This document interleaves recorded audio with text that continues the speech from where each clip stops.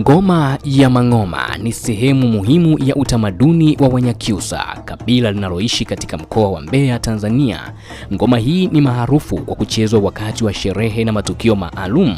Inahusisha kucheza kwa mikuki na ngoma za asili. Aina ya ngoma Mang'oma ni ngoma ya asili ya Wanyakyusa inayochezwa na wanaume na wanawake.